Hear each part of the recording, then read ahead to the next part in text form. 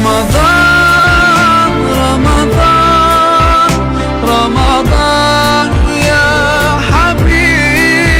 A irin wannan lokacin ne al'ummar musulmin faɗin duniya ke murna da farin ciki da zuwan wata mai albarka da falala, watan ibadan Allah, watan da Allah ke yafa zunuban bayinsa, shine watan Ramadan.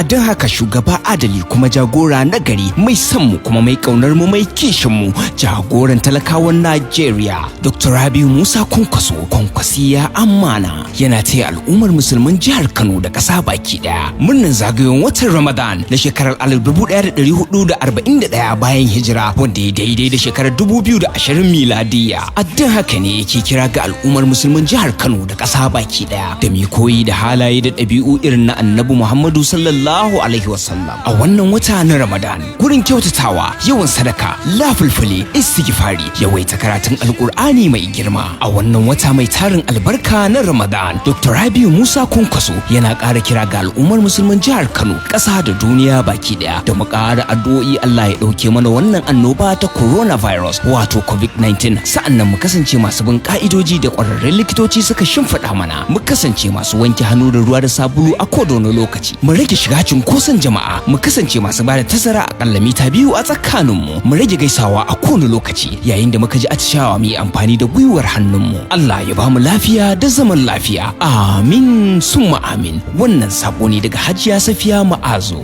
Ramadan Mubarak. رمضان